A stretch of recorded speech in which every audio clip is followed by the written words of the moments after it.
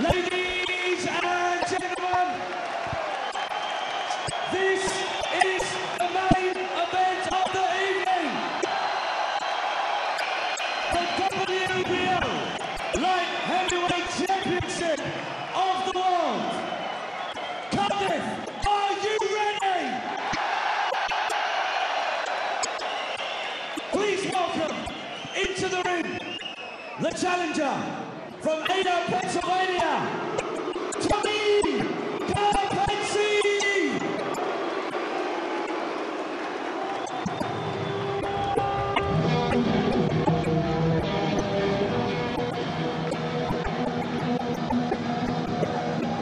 Well, they talk about entering the bear pit. This is an emotion-charged evening here in Cardiff. And by far the biggest occasion of Tommy Karpency's life. He said, "This is my high spot, the pinnacle of my career." Is he going to be able to deliver something to push Nathan Cleverly? Only been defeated twice, but this young American is ready to try and seize the moment.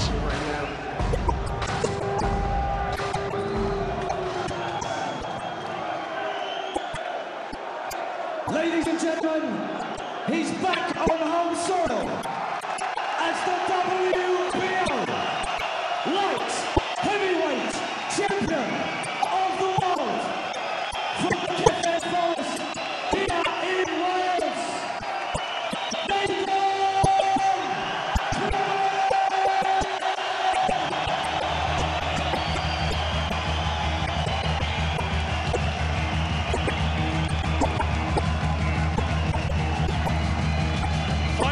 People stand to acclaim the champion.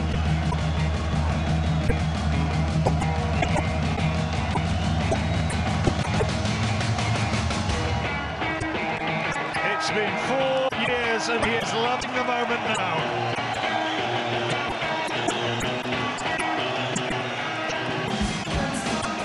You sense that Wales craves a boxing superstar to follow Joe Calzaghe, and Cleverly really is now on the cusp.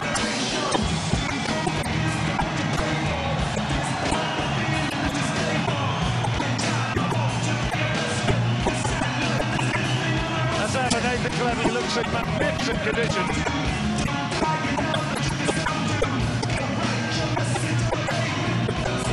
His father and trainer Vince has done a terrific job getting him in shape as ever. Celebrated his 25th birthday last week. Says he's trying to get better technically. Karpency says he's solid, strong, patient and durable, and he'll have to work to find an opening. Well, we'll see. Let's see what he can deliver. Ladies and gentlemen, may I introduce the internationally acclaimed former Miss Wales 2010, Courtney Hamilton, to sing Land of Our Fathers, the Welsh national anthem.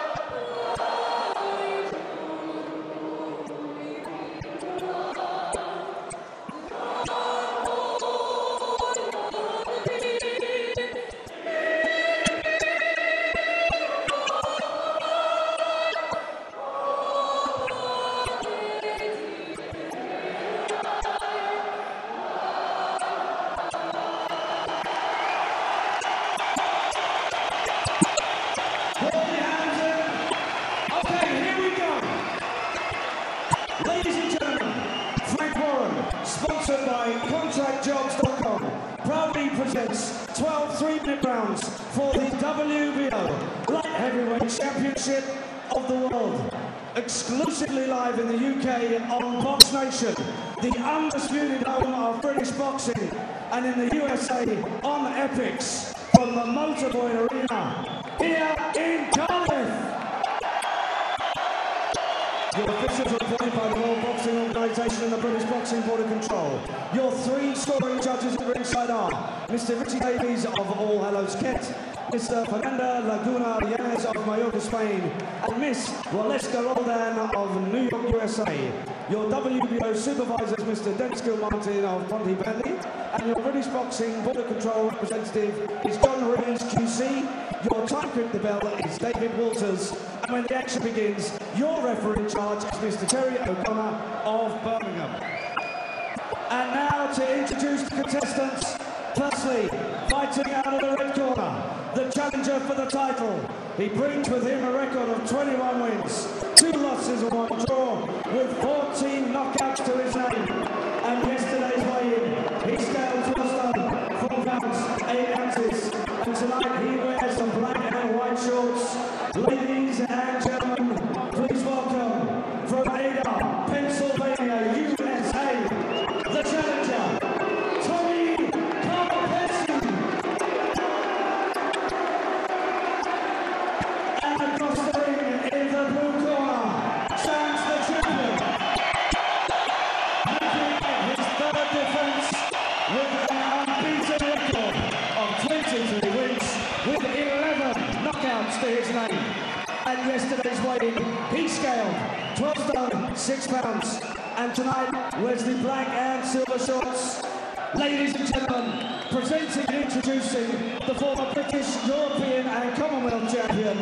And now, the WBO light heavyweight champion of the world. From the Catherine Forest here in Wales, Nathan Cleverly.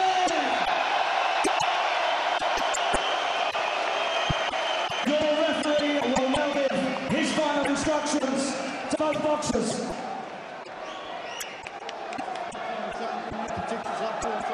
When I say break one straight away. Shake hands, God bless you both. Ladies and gentlemen, 12 3-minute rounds for the WBO Light Heavyweight Championship of the world. The atmosphere is electric. Nathan Cleverly, undefeated, the man who was inspired to start in boxing by Joe Calzaghe and Chris Eubank's fight all those years ago. He's been a professional since he was 18 years old, and here looking to defend his WBO title. What can Karpethy provide? Is Cleverly going to be simply too big and too technically proficient? But he started well. He looks too big, John, as you say. Karpethy, to me, yesterday in the weigh-in looked more like a middleweight, a big middleweight or super middleweight when he was on the scales, and he doesn't seem to have filled out even as much now either. Cleverly looks huge, he looks in shape, he looks probably in the best shape I've ever seen him. Well, he looked good when he beat Tony Bellew, what an occasion that was, and I think he was a bit hard on himself after that, saying he wasn't really himself in the fight. It didn't really give justice, I don't think, to what was an excellent performance from Bellew on the night, albeit just coming up short. Now here he has a chance to make a statement as he goes looking for the big fights maybe later in the year, the likes of Tavoris Cloud, of Jean Pascal, of Bernard Hopkins, maybe Chad Dawson, or maybe Shumanov. Whatever, it's going to be an exciting year, surely, for Nathan Cleverly, if he can get through this. You're right what you're saying, especially with the Bellew fight. For me, Cleverly was exceptional that night. He done well, he showed a lot of toughness to me to take what Tony Bellew was giving him, and the fight was nip and tuck until the last 2, and the experience and maybe the fitness and just the experience of doing the 12 rounds for Nathan Cleverly just tipped it for him. Karpethy, southpaw, of course, but all those years of sparring, those hundreds of rounds that Cleverly had against Joe Calzaghe. Surely, if anybody can fight against the southpaw, he can. He started very sharp, Cleverly. He looks really fast hand speed, and I know he's naturally fast anyway, but the hand speed's up tonight. He does look sharp. As you say, the southpaw sparring will come second nature to Nathan Cleverly, having done hundreds and hundreds of rounds with Joe Calzaghe. Karpethy from Pennsylvania in the United States, like Cleverly, trained by his dad. Been a professional since 2006, didn't have a lot of amateur experience. And the one mutual opponent, if you like, common opponent that you can take you can take note of. He was beaten on points by Karo Murat, who cleverly stopped in 10 rounds. But he said that experience prepared him for what he's going to experience here tonight, which is a pretty fervent and partisan atmosphere. Yeah. Going back to the Karo Murat point, when Nathan boxed Karo Murat, for me, you know, it's so frustrating as a fan watching when he drags himself to the fighter's game. He goes in and he tries to outslug a slugger, and he tries to beat them at their own game. He seems to me like he's stubborn, you know, and I mean that as a compliment. He's a stubborn kid. He won't use his own assets, and he goes to their level to beat them at their own game. He did it with Karo Murat that night when I was screaming for him to get back and box a bit, but he's doing the same tonight. Enough to win the first round, would you say, Paul? Yeah, definitely. There was an element of that sort of macho streak in Joe Calzaghe, who in many senses was the mentor to this man. Vince Cleverly giving the words of advice, and look at some of the action there from the first 3 minutes. Great hand speed from Cleverly, you know, jab the head, right hook, left hook, same again, you know, 4-punch combinations and fast hand speed and sharp with it. He shifted a little right hand himself, but you know, he's got a decent defence, Karpenci, when he's coming inside. This is where I think Nathan should be getting on the back foot and working his way in so far. That's Karpenci's game, keeping it up close, and that's what Karpenci wants Nathan to do, to come close, to let his shots go. Maybe get back on the boxing, to sort of ease your way in, and then open up when you're there. Fight being broadcast across the United States, as well as for you here in the UK on Box Nation. Nathan Cleverly said that he was a little bit disappointed that Babut Shumanov wasn't his opponent here, but that's a possibility later in the year. Another of the champions he could be facing in unification contests. Just wonder whether he might be a possibility he might be slid onto the Bernard Hopkins bill over in Atlantic City. That'll be an interesting one at the end of April, perhaps a bit too soon, I don't know. Karpenci just getting through with a couple of left hands inside. I'd like to see Nathan use his jab just a bit more, just to open him up, but at least keep Karpenci guessing, and then let the combinations, the fast combinations, which you know he can do, come after that. Now it's on the far side of the ring. Carol Vorderman sitting next to Frank Warren, the promoter. Nathan Cleverly, he's a university graduate, and Tommy Karpenci also has a degree in nursing. He's a psychiatric nurse away from the ring.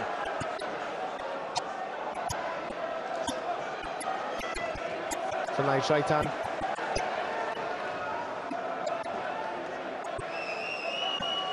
I don't know what Karpenci's trying to do here, John. He's just sitting there. He looks lackadaisical when he stands on the ropes. He looks a bit disinterested, and you know, I don't know if he's waiting to try and counter Nathan with a big shot when he's coming in, or he's just trying to look relaxed and give off a false sense of security. But he's letting Nathan tee off a little bit and not throw up too much back.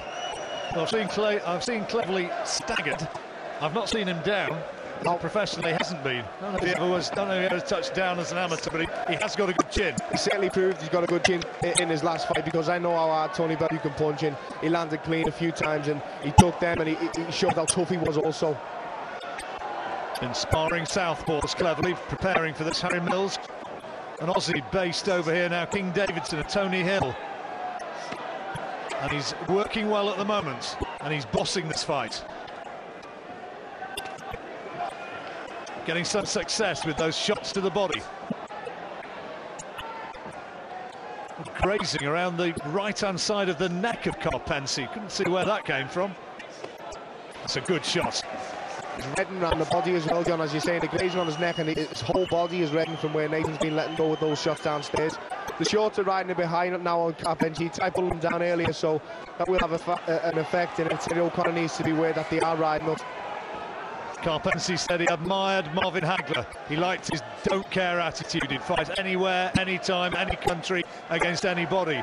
Well, here he is in what could be described as the most difficult of situations.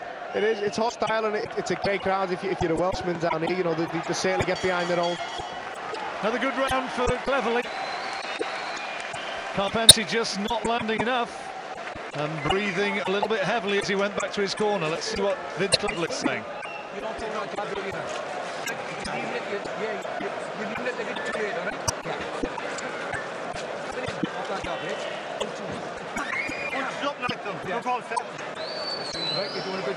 Underlining what you were saying, Paul, work the jab. Yeah, get his jab out, and again underline what I was saying about the shorts. Said O'Connor asked him to keep them up. Just the jab for me would just work a little bit more. Nathan's got a good jab. He's got really fast hands, and you know he likes slipping to the right and throwing a nice right hand over the top as well, which he was doing well in his last fight and his previous few fights. Throw the jab out a little bit more, draw a lead from Karpency, and then do the move that he likes doing. Slip to the right, let your right hand go over the top. Ideal for the southpaw. Well, I've got it by a couple of rounds now. That's Carol Vorderman at ringside. I've got a couple of rounds there to Nathan Cleverly. Paul Smith, same thing. Yeah. Same as John, yeah. Karpency at the moment not quite looking as though he's slick enough, nor that he punches hard enough to give Cleverly real trouble. But that might be maybe just guessing a little bit too soon.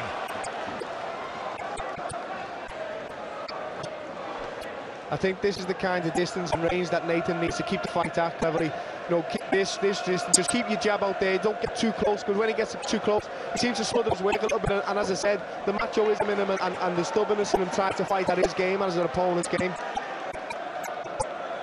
He's boxing nicely, Cleverly, and landing the cleaner shots unquestionably.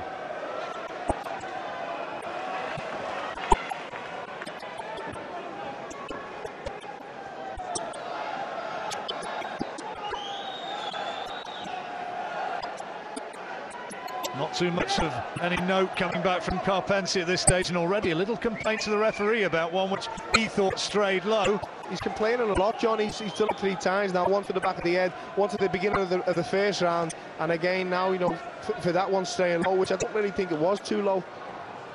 When you see a fighter sneak right hand from Karpency, almost catching Cleverly on the way in, but when you see a fighter starting to complain, you always suspect that the punches are starting to have take a toll. Yeah, exactly. It's just, you taught that, and you listen to commentators over the years saying that, you know, and trainers, you don't complain, just get on with it. The referee will see it in the end. And when you see a fighter complaining, and especially off body shots when he say the low, it's usually 9 times out of 10 it's a sign you're landing and you're getting there. Cleverly just content to put out touching punches, if you like, and then really dig in body shots like that one.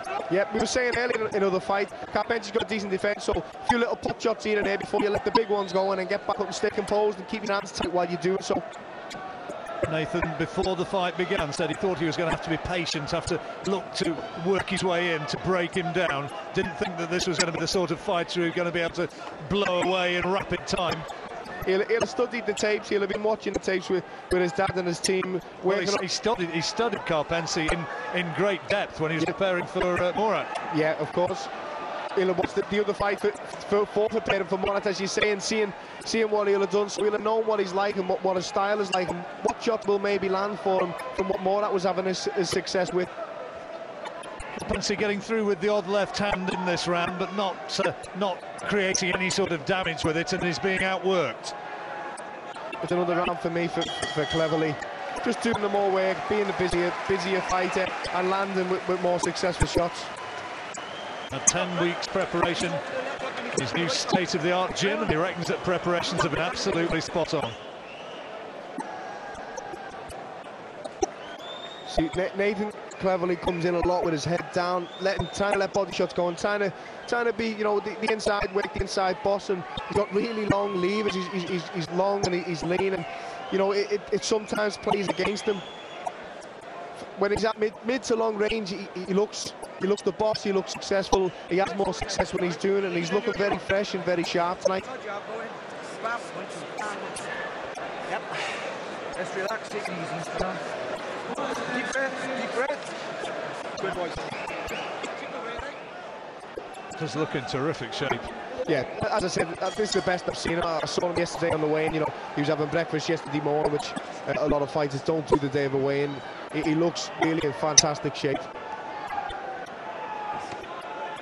Born again bachelor, I'm told, as well. He's a single guy again. Oh, well, there you go. Well, what was the saying? Women weaken legs. Take your word for it.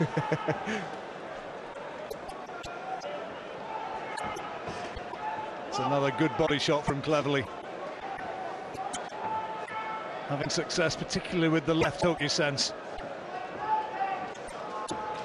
Carpenter's got a really tight defence, and these little pot shots where he's throwing out, the little light jabs, like just touch, lean, and then let your big ones go. But always, as he wants them, just be aware of what's coming back. It's okay looking for the openings if you're not worrying about what's coming back yourself, because you've got to always stay composed and stay switched on. It's a nice shot.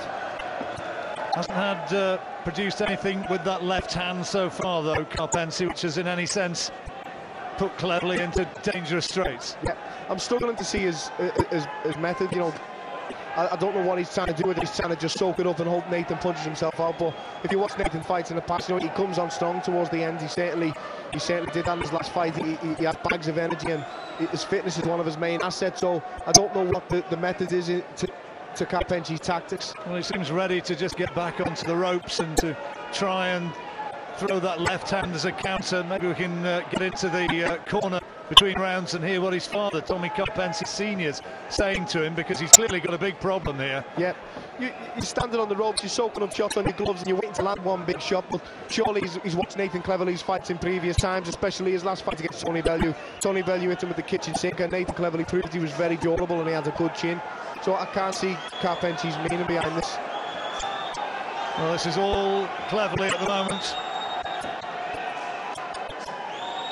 Occasionally plants himself, Karpency, and throws a solid left hand, but he doesn't look as though he's got sufficient in his armoury to keep Cleverly away. And Cleverly's starting to really power on the pressure here in the fourth round. Yep, Karpency's going nowhere but the ropes. Every time he backs out, he's straight back onto the ropes again. He comes out the corner, but he's stuck to the ropes again, and Nathan Cleverly's just keeping him there, dipping the head down, letting the shots go, and he's looking very relaxed in doing so. So this is Nathan Cleverly's comfort zone at the minute, and Karpency's never going to get into this fight unless he A, lands with a big bomb, which I don't think he's going to do, or B, takes him out of his comfort zone, which he's clearly not doing. Those left hands, particularly to the body of Karpency, are starting to take a toll, and that last one planted, he really had to suck it up. He doesn't look like he wants to be there at the minute, and just the barrage of shots that are coming at him from every angle are just not helping that. Well, big round for Cleverly, and Karpency looking a little bit disconsolate there, isn't he, as he makes his way back to the corner. He is. That's only 4 rounds gone. You can't be like that in a world title fight, walking back to the corner, leaning over the ropes and wondering what's going on. You know, you need to... You've had the time to prepare for this, to prepare mentally for it, and you must know what your opponent's going to be like. And unless you seriously underestimated Nathan Cleverly, which I don't think you can do, it's a world title shot, it's your opportunity. You know, there's something wrong. Come on, you trained your ass off for 8 years. You ran all those miles, trained all those rounds. He ain't got nothing. I'm telling you, don't let this guy take the lead off you. Back his ass up, Tommy. Back him up. This way, start backing him up. I'm gonna tell you right now. Start backing him up and turn him. All right? Back him up and turn his ass. All right? I want you to do that. All right? You can't. You ain't. We're all tired. Come on, baby. Tommy, well, that's absolutely not a corner who are happy with the way things are going. Tommy Karpency's answering back. He's saying, "I can't do it. I'm too tired," and he's shaking his head. You know, this is the wrong place to realise that 4 rounds in a world title fight in a hostile crowd against an opponent like Nathan Cleverly. His dad is screaming at him to back him up, to take the fight by the scruff of the neck. You push him back, and he's shaking his head, saying, "I'm too tired." And that's only now in the 5th round. Long way to go. And it doesn't look as though there is any way at this stage that Tommy Karpency wins this fight. Not unless something sensationally different to what we've seen thus far can be shown. He's hurt to the body and then the left to the head. And now can Cleverly, he's got him right where he wants on the ropes. There's not in the shots coming back now either, John. He's throwing the shots back, but they're just arm shots with no power. Cleverly's got nothing to really worry about with this when it gets on his attack. And he's just pushing out arm shots now, Karpency. There's no power in what he's putting back by way of response.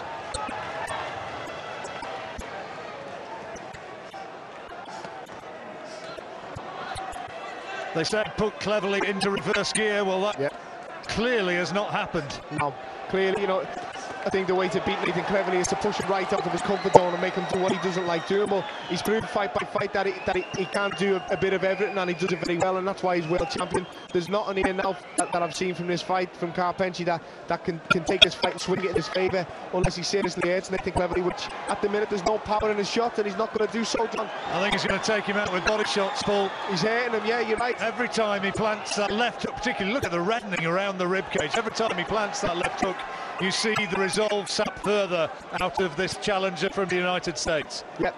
you'll have to wonder about the corner if this goes on for so much longer. You know, the corner being a family corner, maybe there's no way that the corner's going to throw the towel in for that fight, because they're trying to see it as a mental problem, a mental block or a mental barrier that Tommy Karpenty's hit. He was saying, I'm too tired. His dad was saying, you're not tired, we're all tired, you get on with it. You talk about fighters going in with belief, don't you? Sometimes that can go an awful long way. Sometimes it can bridge the gap in class, but it's not there tonight. No, it's certainly not. If you haven't got that, along with being hampered with the ability and everything else, not being, you know, the odds are not stacked in his favour at all. Weight, size, ability, speed, sharpness, fitness, it's all against him. And with the mental barrier coming up now, you know, he's hit the wall completely. At last, there was a little flurry of punches back from Karpenty and the right hand there. But they just bounce off Cleverly, who moves into range to provide another big finish to the round. Clear round again for Nathan Cleverly, and that's going to make it 5 out of 5. Yep, it's going to be interesting to listen to what's going on in the red corner now again.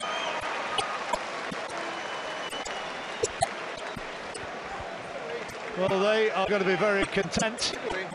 The other end of the ring, other side of the ring, it's all rather different.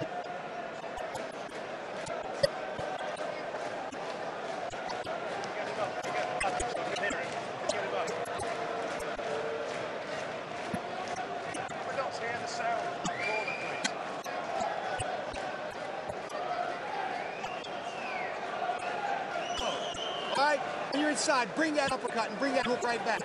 All right, it's there. You can punch. This guy can't punch with you. He cannot punch with you. All right. Catch that second one. Relax out there. Relax and let your legs carry. All right, baby. You work good that round. You work good that round. We're gonna come back. You're gonna come back on this guy. He can't. Well, Dad's talking a good fight. He is. He's talking a great fight. He's trying his best to get his lads into, you know, the right attitude. But you know, it's going to be hard for him to sit there thinking, you know what, Dad, it's easy for you to say you're not taking these shots. It's okay saying he can't punch. I'm getting it with everyone, and I know he probably can.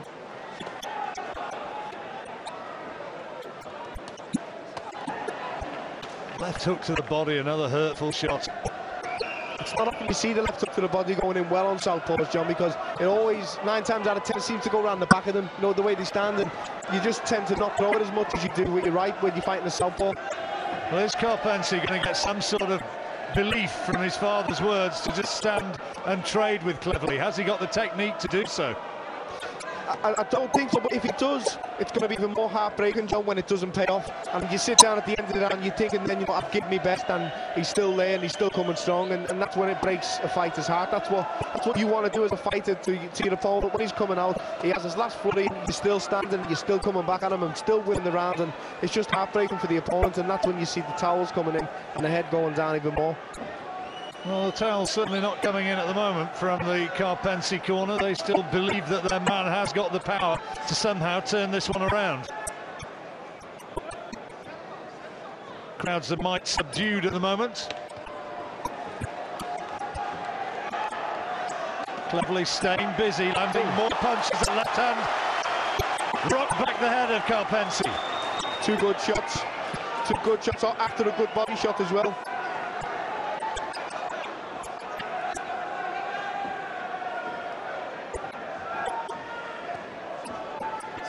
Landed many more punches, Nathan Cleverly. Outgaming Karpenty in all aspects of the fight at the moment. So red round the right side of his body, Karpenty, from those short left hooks to the body. Nathan knows he's landing them, so he's going to try them all the time. At least Karpenty's trying to get onto the front foot, landing the odd shot in this round. Referee Terry O'Connor's had very little to do, incidentally, so far. Landing with that left uppercut inside and just doing it again. If you land it, throw it again. If he lands again, throw it again. Again. Karpenty says he envies Cleverly's life being a full-time professional.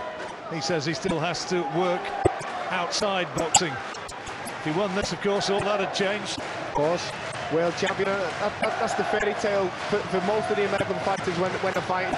You know, most British fighters, if you win a big title, you're then allowed and enabled to stop working because you need to concentrate on your boxing full time, but you've also got the money and the financial income to be able to leave the job.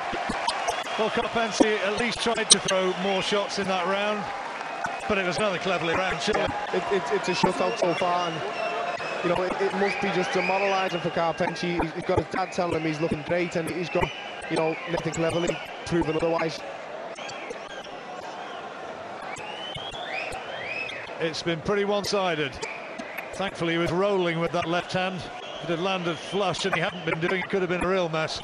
Good. You don't want to walk onto shots from anyone, you know, regardless of how hard you may think he can punch, but he's getting tired of the body shots as well, and it's only going to take its toll. Right, up there, stretch his hands up, out to the middle. Hit him there, stretch his hand there, you come up through the middle. That's how it's working. When you've thrown that right hand, you've got to whip the left uppercut in straight away.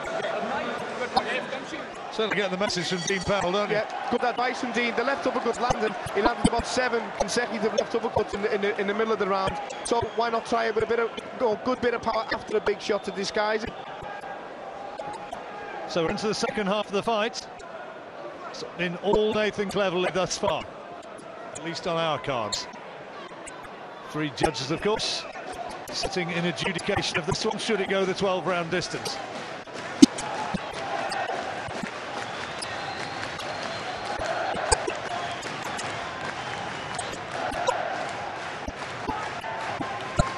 Chance going up for Cleverly.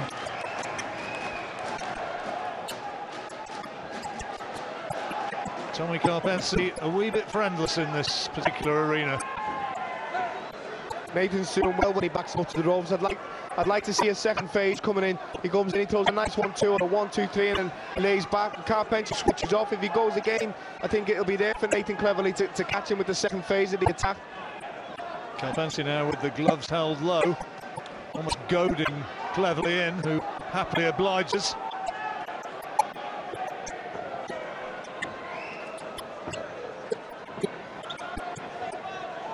The advice to Karpenci from his corner is to stay on the back foot. Use your legs and let the legs glide you around. They were the corner's words, and you know it's okay. It's all well and good being on the back foot and moving around and moving well and looking up. But you're taking shots constantly, and you're not really coming back with much of your own. You don't want to be taking right hand like that one, which the crowd instantly responded to. It's only a few more shots though in this round. Karpenci, good round, good right hand again from Cleverly, and another. Now come over with the left hook after that.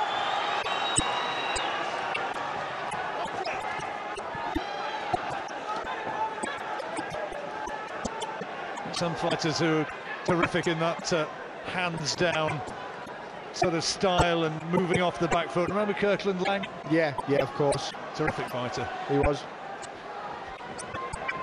I remember like Carl Froch, you know, when he first started out, he was getting criticised for having his left hand low, but that's how he boxes, and no one can call what he's done now. You know, it worked for him, didn't it? Taking him a long way.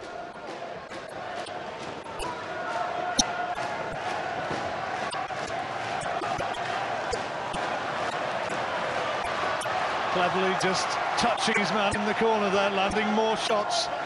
Nothing putting Karpenci in big trouble there, but again he's outworked the American in this round. Crowd would like to see some fireworks though. They've gathered here to give some adoration for Nathan Cleverly, and they'd like to see him bomb him out, I think, now. Yep, definitely.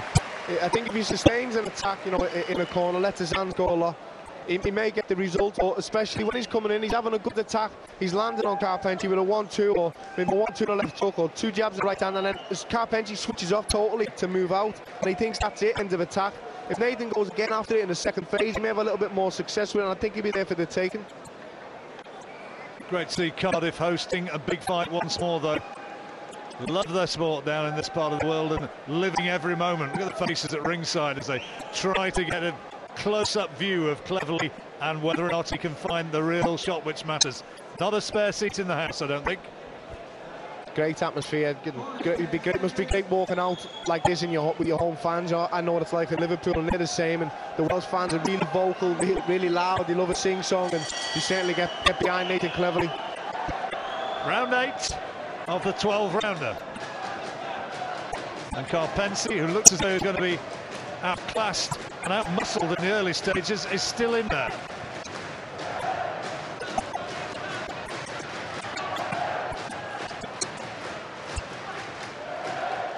Further the fight goes, Carpensi might just be getting a little bit more belief, but it's one thing taking the shots. He's not throwing enough to win the rounds. No, you're right, John. He's not.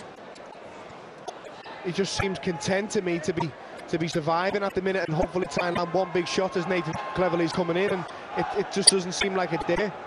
He's sparred people like Roy Jones, hasn't he? And you wonder when you see a lad who's surviving and not working enough. People talk about sparring partner syndrome. There's a little bit of that. Of course, took the words out of your mouth, John.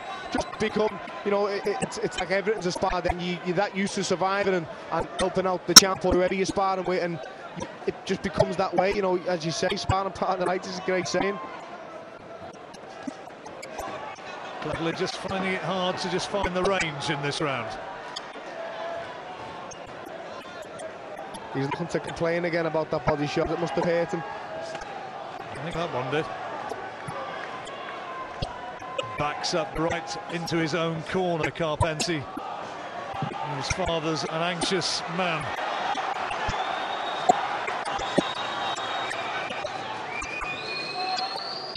Cleverley completely dominant. He's not quite finding the fireworks yet. This is where you'd like to see the big attack. Yeah, just maybe sustain an attack. You know, he's certainly got an attack. His fitness has never been in question, Nathan Cleverley. So hopefully have a little attack, just see what he's got, see if he's there, see if he's ready for the taking. If he's not, come back out, get back on your bike again and keep working and chipping away at it. Well, people will be watching. I'd like to see him go again now. You know, when he has that one attack, John, and then Carpensi just totally relaxes and comes away because he knows nothing else is coming back. Just come back in again and have another go. People will be watching thinking, has Cleverley got the ability to move up to the next level, as Joe Calzaghe ultimately did. And he moved up and beat some of the big guns. He had a terrific win, of course, against Eubank and then Robin Reed. But it was when he came in against Kessler, that was the coming of age, I think, for me. It was an amazing performance as well against Kessler. I'll never forget. I watched that in the States live on the network in the States that it was on, and it was a brilliant performance what he put on. You know, and of course the great 1,000 punch in the fight performance up in Manchester. Jeff Lacey, of course. That was really like his you know, coming out show, wasn't it, as well?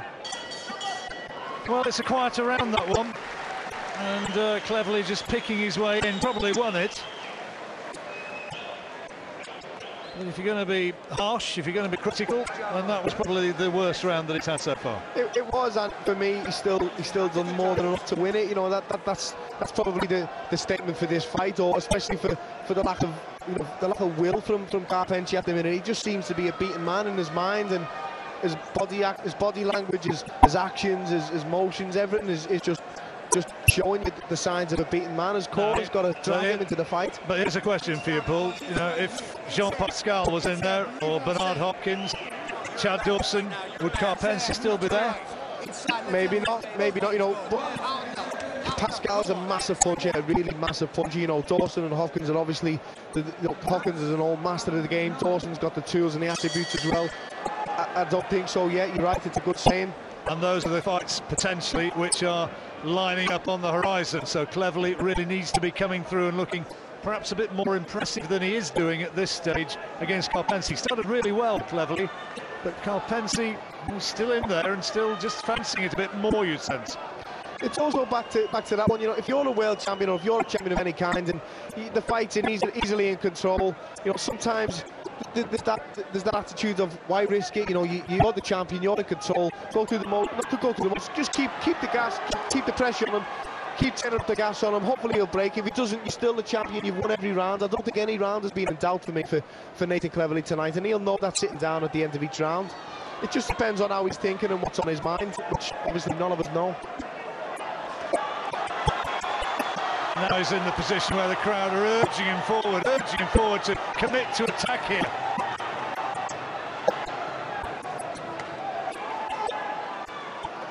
It's only single shots that are coming back from Carpensi, and there really is nothing in them. I would like to see Nathan open up and sustain a little attack, and he's got blaring fast hand speed, and just go for have a little attack, just ask a question or two of Carpensi. Sometimes difficult against a man who's not truly prepared to commit and to actually bring the fight back, though, which Carpensi for long periods has not done. Of course, deep down you're always thinking, what's he got, what's he going to come back with? You know, you're not always questioning what's going to get retained. He's revving it up here now. He's putting his foot on the gas now. Karpency takes it. Just for a moment, I thought referee Terry O'Connor was starting to take a little look there.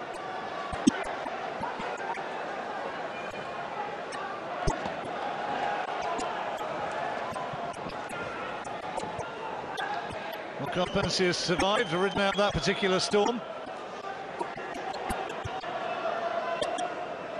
There's nothing in those shots from Karpency. No, just arm shots were coming back. He admitted to himself after 4 rounds that he was too tired. To be too tired after 4 rounds in a 12-round fight is criminal. His dad, his trainer, was telling him, you've had 8 good weeks of training. 8 weeks isn't enough for a world title fight, and for him to be having that attitude after 4 rounds is it's heartbreaking. Crowd again imploring Cleverly to get forward and commit to the attack. Good uppercut, good left hand.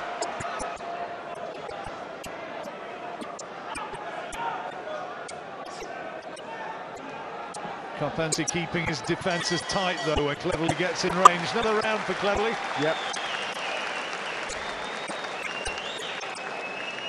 9 out of 9.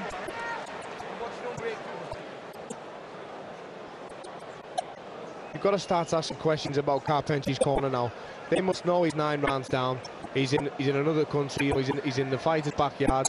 He isn't landing big shots to turn the fight around, and for me, he's not a big puncher at all. I really don't think he can punch, and the only way he's going to win now is by a knockout for me. And surely them as a corner must be thinking so themselves.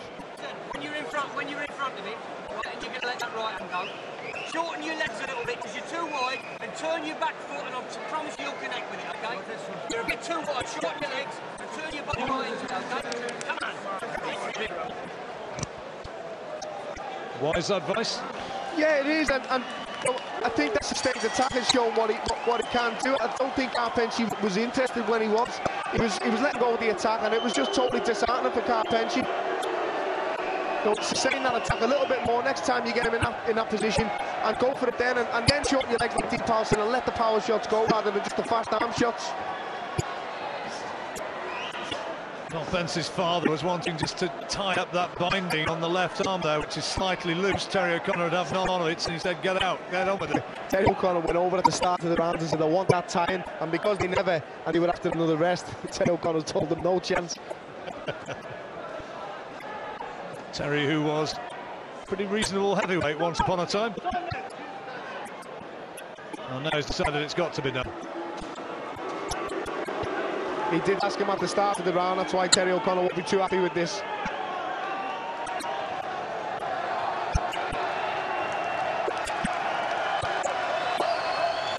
He's giving a few harsh words to that corner. Meanwhile, Cleverly thanking the crowd for their support, and they respond accordingly. It's a great atmosphere. He's certainly got the support behind him, and I'm sure they're all willing for a stoppage winning, and Nathan will hopefully sense that and go for it.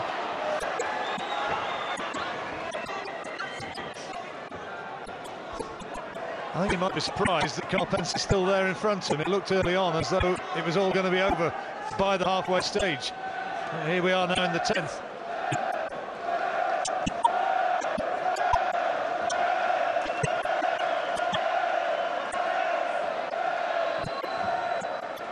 Not been a bad weekend for Wales so far. Bit of rugby success this afternoon. Now this, looks as though Cleverly's heading for it. Yep. Back Cardiff City tomorrow. And on a personal note, I hope that's it. Two good wins and that's it, Well, it was a slightly loaded question. I'm used to them now.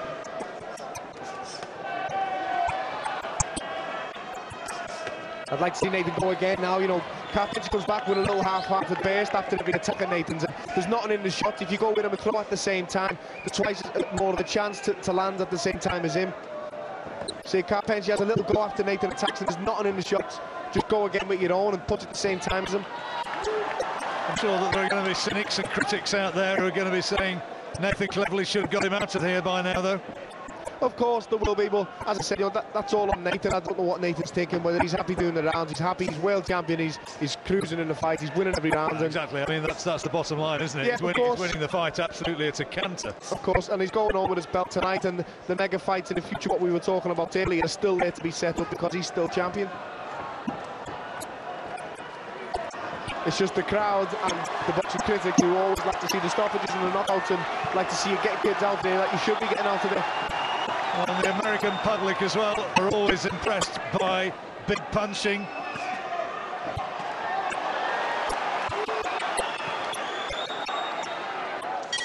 Kept up a good pace throughout, and he's racked up yet another round on my card. Yep, same for me. There hasn't been a round that's gone to Carpentier for me.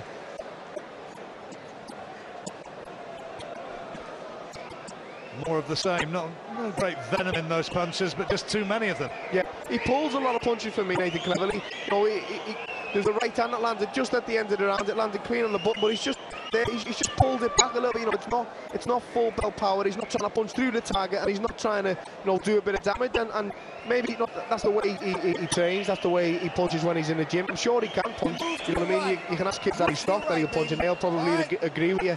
He will be a puncher. He's just not putting them in. 6 minutes. Change expression on this guy's face. Back him up. Back him up. Back him up. All right. Keep those little hooks and uppercuts inside. All right. He can't punch you. You got it. It's in there. It's in there. It's in there. He can't punch. Back him up. Again, it's all good advice. You should be sitting down and telling them, look, the only way you're going to win this fight is by knocking them out or stopping them. You need to go for it. You need to go. You've got to go for broke. And he just hasn't got it in the tank to do so. And him being his father, first and foremost, should know that. His trainer, secondly, he should know that even more. Well, he's trying to do what his father has said. He's trying to put Cleverly into reverse gear now. For the moment, Cleverly forced to give ground. It's just how long this will last, John. This may last for like 45 seconds of the round, a minute of the round, and then Nathan's back into the usual roles. Carpentier's back in his usual role on the back foot, and Nathan teeing off and landing at will. You watch him here in this 11th round, and Carpentier now in Cleverly's face, and it does beg the question: why on earth didn't he do this earlier? John, it'd be criminal if he come out now and won a round or won the 11th and the 12th for work rate and for coming forward, when he sat on the back foot for 10 rounds, literally doing next to nothing, just trying to land one big bomb which he hasn't got in him. Or if he has, he's certainly not shown it yet. No, he hasn't let it go. Saying he's shots like that leading in. He's saying he's tired after 4 rounds, and that's criminal in the biggest fight of your life, a world title fight, when you got the biggest opportunity. He's had plenty of notice for this fight, and he's just the wrong attitude for me to have. Crowd, though, still just a little bit muted here for Cleverly, who's relied on his technical superiority as well as his fitness to outwork this guy over the rounds. They'd love to see him mount another big attack. Perhaps it'll come. A nice shot. Lovely left hook for the body. You can tell he's done a lot of sparring with southpaws, because that left hook to the body on a southpaw is so hard to get in because of the way they stand. All they have to do is just turn a little slight bit to their right, turn anti-clockwise a little bit, and your hand goes right round the back of them, and you've missed it, and you leave yourself open as well. He hasn't missed one left hook to the body that he's thrown tonight, Nathan. He's been very impressive with it. Those ribs of Carpentier are going to be aching tomorrow. He's absorbed a lot of punches, and he's onto the reverse gear again now. He's onto the back foot. That's 30 seconds of the penultimate round then.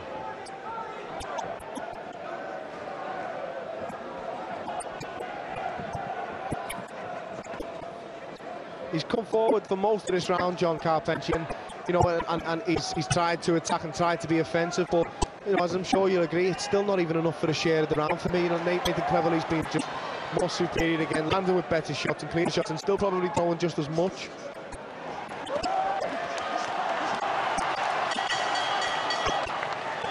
Carpentier gave it more of an effort in that round.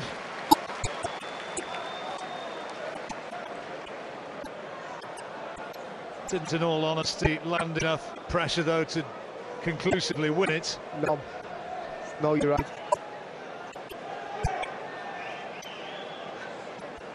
There's that left hook which we've been talking about. How many of those have landed the target? Lovely as well. Yeah, he gets it in nice. It is hard to get. He's just caught the side and come round. But most of the time, when you're in close range, it goes round the back.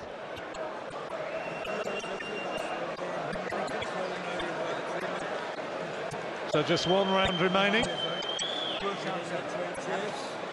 Hold your shape. Now listen, he's going to come and give this one last big go. Okay?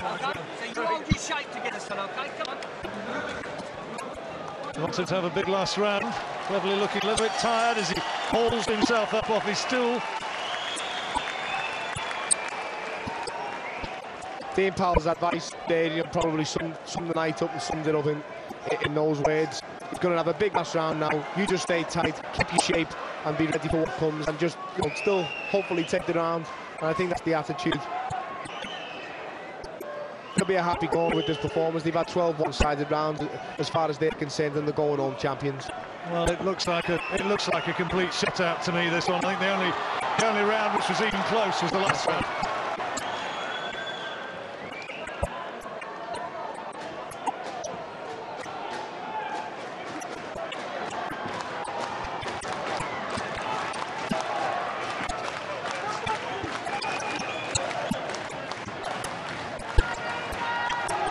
Well, again, he's having to be brought back to the corner. Problems with the binding. You can see what Terry O'Connor makes of it. He's not happy. No, he's not. Sometimes you can't help it, you know, but when it's, you just got to get on with that, and the corner's trying to stick a rest here, and then Terry O'Connor's opinion in his eyes, he'll just be like, you know, come on, it's a one-sided fight. It's not like you need the rest to win the round or anything else. It's probably 11 rounds in the bag in his eyes as well.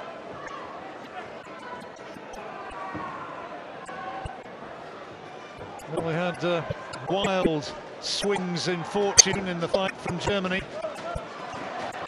which entertained us earlier on. Alexander Povetkin retaining his title on majority decision. This has been altogether more one-sided and in some ways predictable, because Cleverly has just been technically too good, and Karpency, he's survived, yep, but he's not been able to put Cleverly under any sort of real pressure, no sustained pressure, and at no stage does he look like winning the fight. No, it's exactly what you said before, John. You've hit the nail on the head. He's probably been used to sparring for that long and being a sparring partner that he's just stuck in that mode, because to me it looks like he has just come to survive, you know, and it is like he's being asked to come out and spar. Not big enough and not good enough. No, unfortunately for him, no.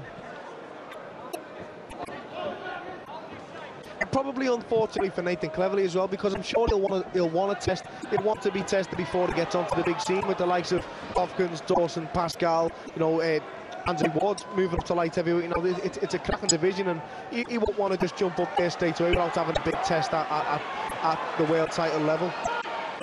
Those are all imponderables for the future. As for the present, well, Cleverly has dominated and dictated the course of this fight, and is heading towards a very wide points decision victory.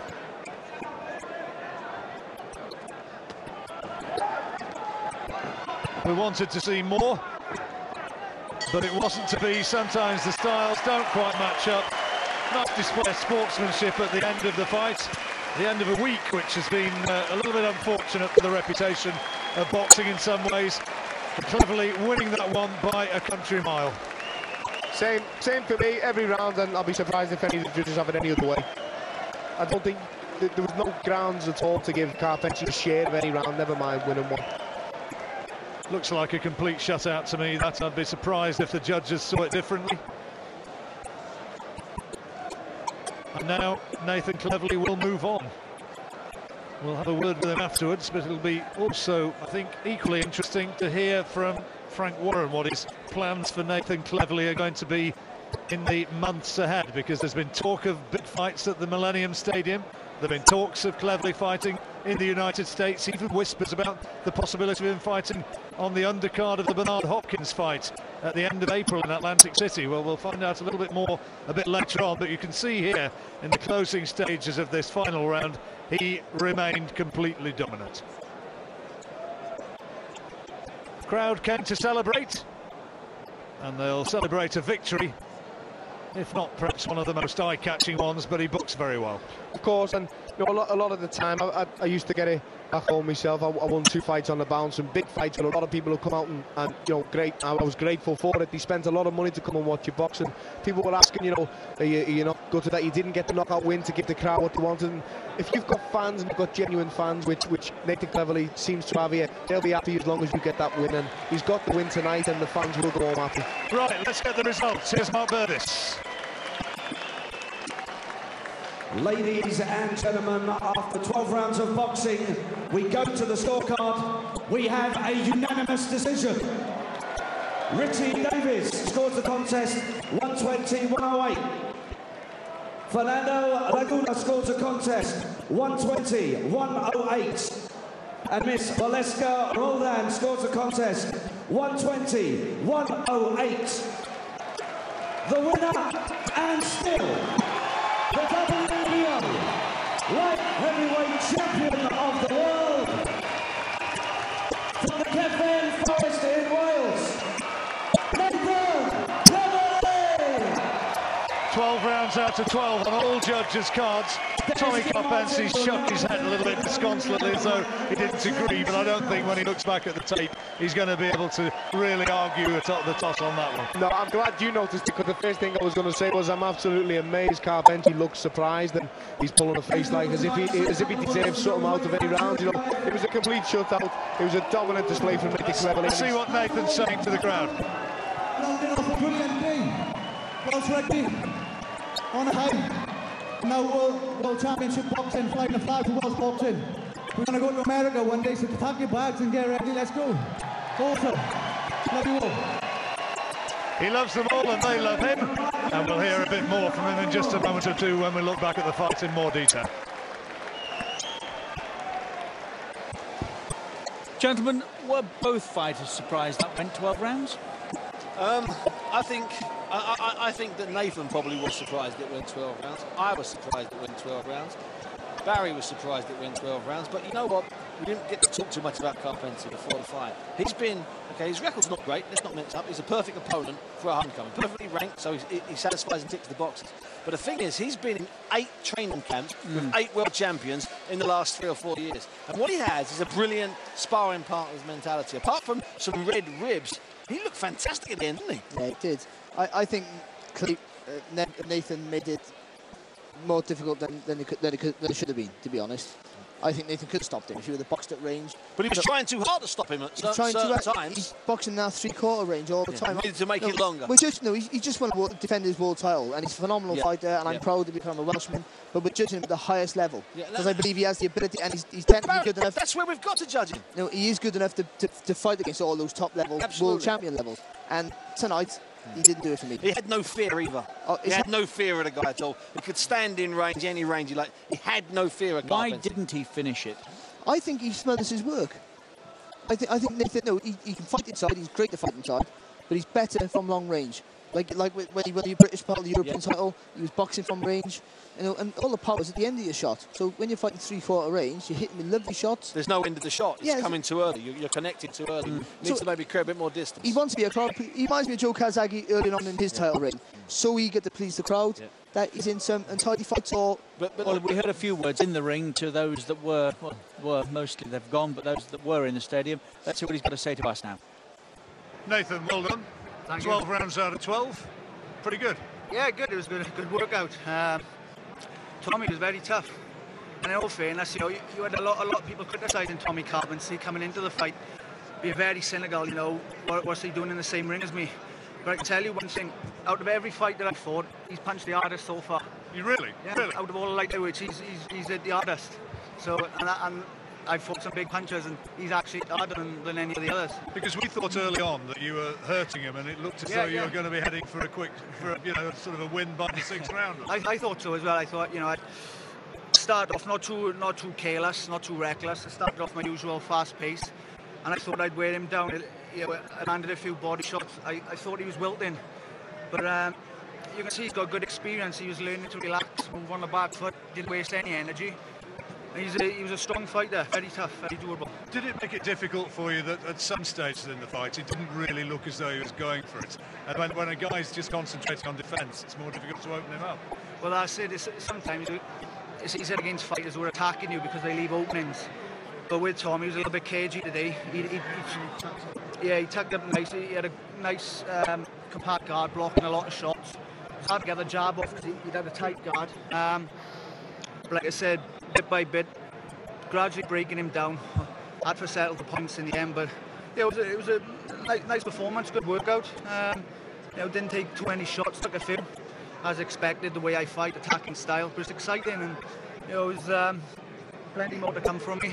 Felt good, still feel fresh. So before I ask Frank Warren about the future and what the rest of the year might entail for you and the big names who could be ahead, coming back here to Wales in front of such a passionate crowd, I mean, that was special, wasn't it? Well, I think that was the most important thing tonight, returning home.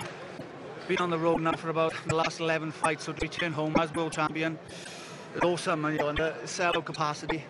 Fans have really got behind me. It was an electric atmosphere. I absolutely loved it in there today. Thrived on the pressure of the homecoming. Hope the fans enjoyed it, and I'll be returning back with another great performance soon. Well, it made for a great occasion, Frank. It was just about a complete sellout, and they loved it. They do, and you know, they turned out for him in good style.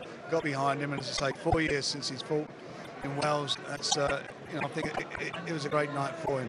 And Copensis, he was saying, tough guy. Very, you know, for the first 6 rounds, you had to break him down. Hands held high, and the body shots he was throwing in gradually dropped the hands. I think then, you know, then it looks at this side looking a bit more competitive. But it was a good performance. Won every round. You can't do no more than that. Got the rounds under his belt, and we'll be looking for him to get out very soon again and hopefully go for a unification fight. Sorry, go on. As well with Tommy Carpenter. To have a look at his CV, he's done a lot of travelling, sparring. If you look at the guys who he sparred, he sparred some really top-class guys, Roy Jones Jr., Babet Shumanov. It's a reason why those guys are using him as sparring, because he's strong, he's tough, he can take his shot, he's doable. And he just talked to me, he said, you can beat anybody in the world, so you know, he thinks very highly of me, and he's not. So where from here, Frank, if we can just about make ourselves heard over the noise? I mean, there's the big Chad Dawson-Bernard Hopkins fight coming up, which we're going to be able to see on Box Nation at the end of April, and you talked about the possibilities there and maybe the Millennium Stadium in summer. What do you see? Well, I've been talking to Golden Boy about Hopkins, and I'd love to do that fight. But Hopkins got a tough fight against Chad Dawson, and I really, you know, I think Chad Dawson may have his number, but we'll see what happens. But I would really like the Hopkins fight for Nathan, because I think he'll bring out the best of him. You know, Hopkins is a legend, and we would do a great show in the Millennium Stadium or Cardiff City sometime in June. That's what we'd like to be doing. So we'll keep our fingers crossed that the old boy can do it at the end of April. I'll have everything crossed. I'll be looking like Ben Turpin on the night. Thank you very much, boys. Well done. And then in the meantime, it was like Adele. We got cut off like Adele at the end there. Listen, we're not in that ring. Yep. I wouldn't know, but it didn't seem to me tonight Copensis to be able to hit harder than Tony Bellew. Would I be wrong? I'll tell you what he did do, Copensis, once or twice. He got himself in a good position when Nathan missed. He countered him, so it was a bit of Nathan's power and a bit of Carpenter power. Okay, well, I think we need to point out here that we weren't trying to be negative at the end of the show. What you saw there was Nathan settle into a rut. If Nathan's against a different fighter, if that had been a riskier match tonight, we would have seen a different Nathan Cleverly. I'm convinced of that. I think our expectations of Nathan, because he is so talented, are that high. Yeah. And he's boxing not too far below it. He's winning every round in a world title fight. You can't ask for more than that. And this was a homecoming. And you know, there's not a champion in history that doesn't have a homecoming. And the guy was tough. He went 12 rounds, for God's sake. But I see him better than that. He's much better than that. I see him as potentially being a pound-for-pound fighter and so does he. In the future. I really do think he's that good. Barry, and so does he. You could see, listen, Nathan's perfectly happy. He's not really happy with this performance. He's happy. He's not really happy. Bellew, by the way, that's a potential rematch down the line as well. But, I mean, having won every round tonight, having got through it unscathed, and now they're talking Bernard Hopkins, wasn't that the objective? Yeah, that was the objective was to come through comfortably, come through cleanly. Of course, it would have been nice if he'd have got hold of him after 5 or 6 rounds and stopped him. Okay, and Frank's absolutely right. There is a great chance that Chad Dawson has Hopkins' number, because he was manhandling Hopkins easily in their fight last year before he threw him to the floor and Bernard injured his shoulder. He was doing the business there. There's another champion, the IBF champion, Tavoris Cloud, and he's the one. Not because I think he's a weak link. He's a terrific fighter. He's got everything apart from a massive following. In fact, he's even got a tiny following. That's a belt that I think could be done, and if that was packaged well, it may not be 50,000 in the Millennium, but at the home of Cardiff City, you might get 25,000 for that, and that would be perfectly respectable. I mean, that's really respectable. There's also Pascal. He's not a champion anymore. Absolutely. What a fight that would be. Yeah, that would be a great fight. And it all gears up to maybe fighting these people then Cal Frost was going to fight you. And you think, and then that's a big fight. And you think Pascal would suit him because Pascal would come at him? They'll come in, they'll fight. Yeah, you're right, Barry. I think though, if Nathan was box more at range, I think he would look supersonic, and I think he would stop more people. He said he was fresh at the end. He did look it, didn't he? He did look it. Yeah, brilliant. As did Carpenter. And I tell you what, the crowd here, okay, we've got 5,000 or whatever in here. They've had a great night. They've had renditions of Delilah. They've had some undercard fights. I tell you what, potentially it's one of the best undercard shows of the year. They've had great stuff here. A bit of emotion with Enzo. And then in the end, they got 12 rounds from Nathan Cleverly, who is on the cusp of becoming a new Welsh boxing idol. I think he's fighting within himself all the time. Nathan. Oh, definitely tonight. Definitely tonight. You can't fight anything back if you've got no fear, Barry. You need fear to go to that extra gear. And Carpenter is like you said, he's a world-class sparring partner, and that's what he done tonight. But I think but at the end, Nathan won every round. It was a homecoming. It's what he wanted. You've got to be happy for him. But like I said, my expectations for him are higher.